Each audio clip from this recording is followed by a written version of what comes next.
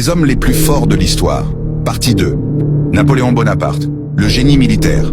L'homme qui a conquis l'Europe, couronné empereur, maître des batailles.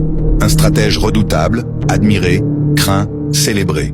En France, il est considéré comme un héros. Mais derrière cette gloire, se cache une autre histoire. En 1802, Napoléon envoie des milliers de soldats à Saint-Domingue, aujourd'hui Haïti, pour rétablir l'esclavage que la Révolution avait aboli. Son but, écraser la Révolution noire et reprendre le contrôle. Il aurait même déclaré « Ma décision de détruire l'autorité des Noirs à Saint-Domingue n'est pas tant pour des raisons de commerce ou d'argent, mais pour empêcher à jamais la marche des Noirs dans le monde. » Mais face à lui, se dressait un homme que rien ne pouvait arrêter. Jean-Jacques Dessalines, né esclave, transformé par la guerre, le bras droit de Toussaint Louverture, puis le chef de la Révolution haïtienne. Dessalines a tenu tête à l'armée la plus puissante du monde.